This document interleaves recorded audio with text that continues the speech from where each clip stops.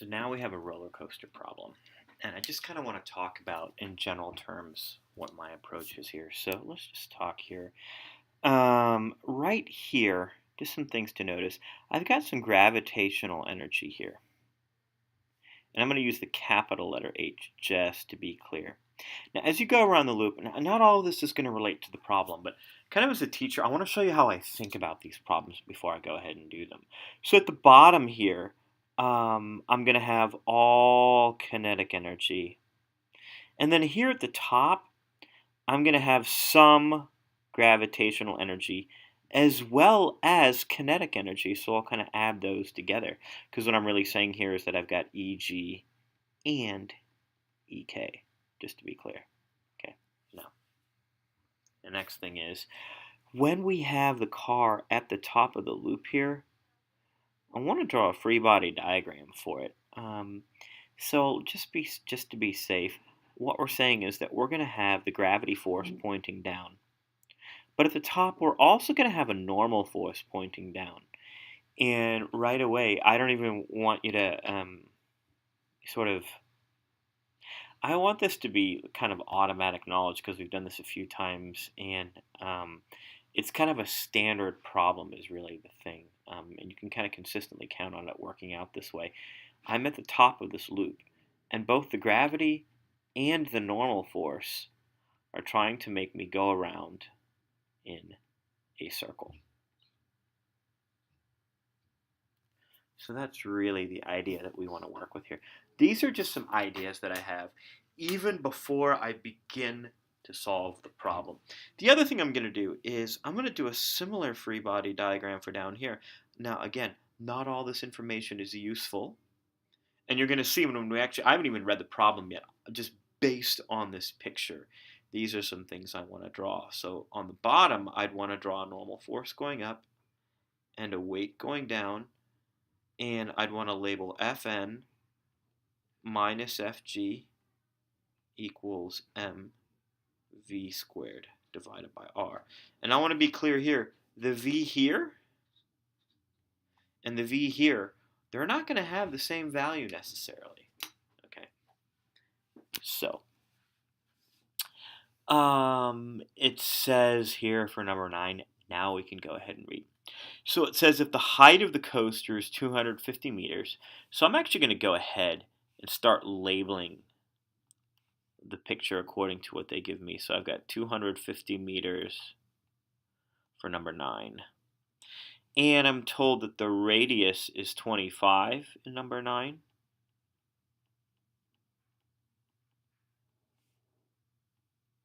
We want to know the speed at the top of the loop, and it says use conservation of energy. So what does this mean? I've got all Eg at the top, right here. And what's going to happen is this is going to get converted to some of the gravitational energy is going to be, I'm going to call it EGL for loop, plus E kinetic while we're at the top of the loop. Now I can put in some letters. So I have M, I have G, and I have H, and that's equal to M times G. Now let's be really clear. At the top of the loop, my total height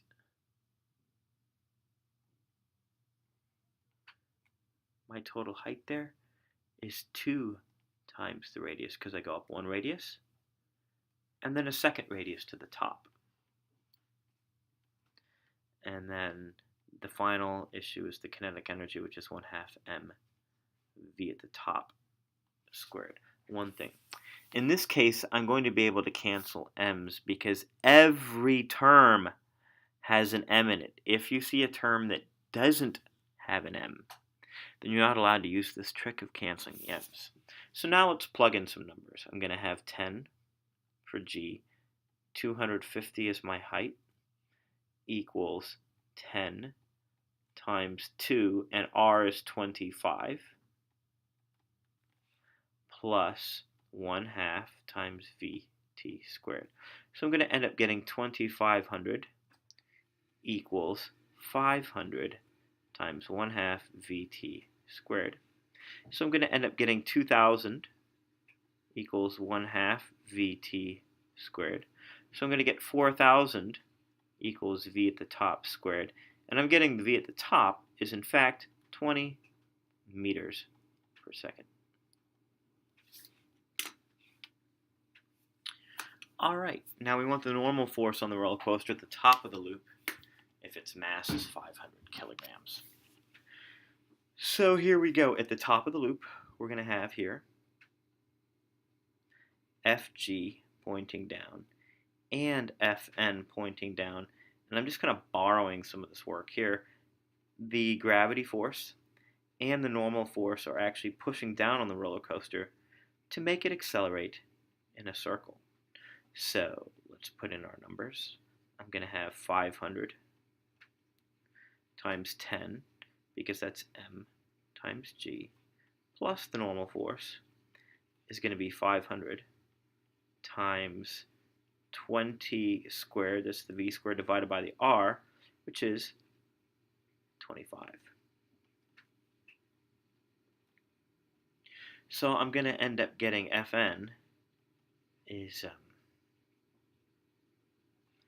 20 times 20 squared, and that's 4,000 times 20, and that's giving me 80,000 newtons of force.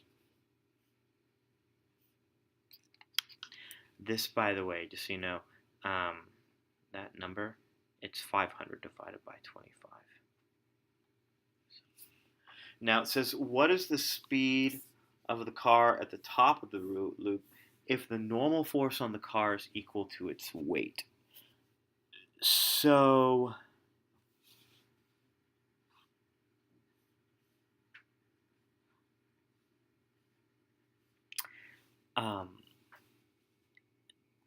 that means Fg plus Fn equals mv squared divided by r. And that's fine.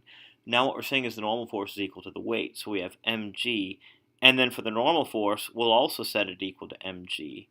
And the effect is that it accelerates in a circle. So we're going to have 2mg equals mv squared over r. And now let's put in some numbers. We're going to have 2 times m, which is 500, times 10 equals 500 v squared divided by 25. I'm just going to cancel these 500s on each side. And I'm going to end up getting 500 equals v squared. So when I actually solve for the speed, I'm going to get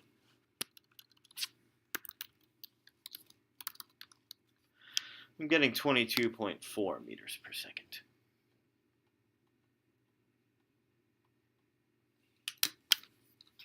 Now let's find the minimum speed for the car to make it around the loop. And I'm sorry, this used to have letters on it where this loop was labeled letter C, but we can still work with this. So let's find the minimum speed for the car to make it around the circle. Let's just do what's written here. So we're going to do literally what it says. Let's first get the speed to make it around the hill. Sorry, around the circle. So if we're at the top of the circle, let's remember our free body diagram is we have Fg and Fn.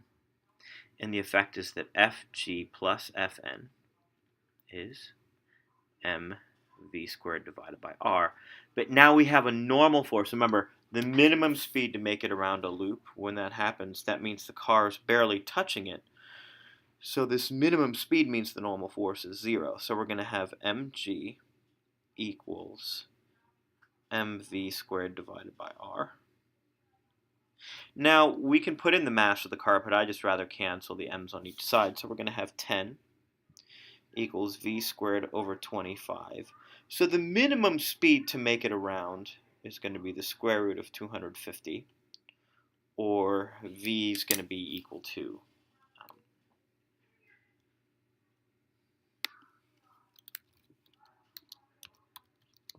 that's going to give me 15.8 meters per second, which is awesome.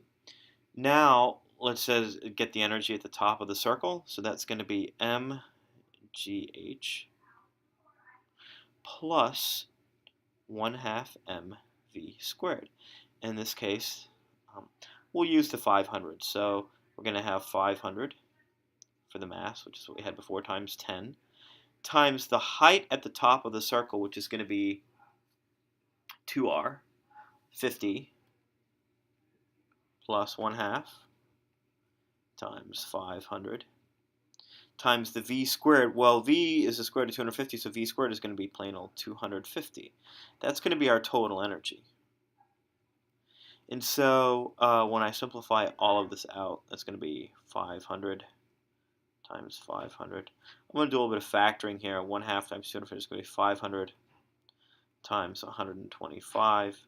So this is 500 times 625. So let me just multiply that out. I don't want to even get my calculator out.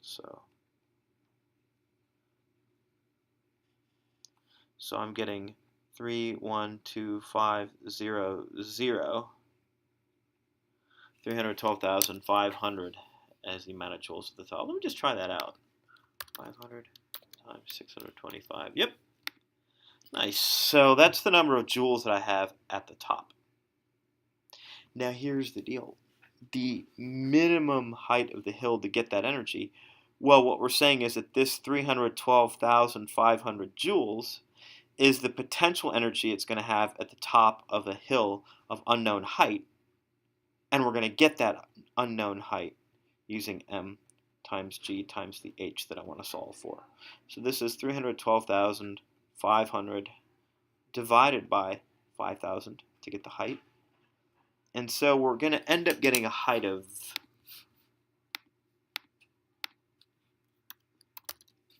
625 meters.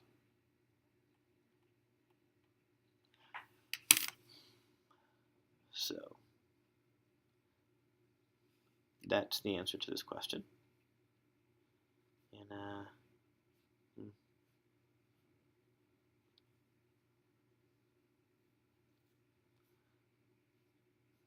we will continue with this idea, but I'm not buying this. Let me try this one more time. I think it's 62.5. Yeah.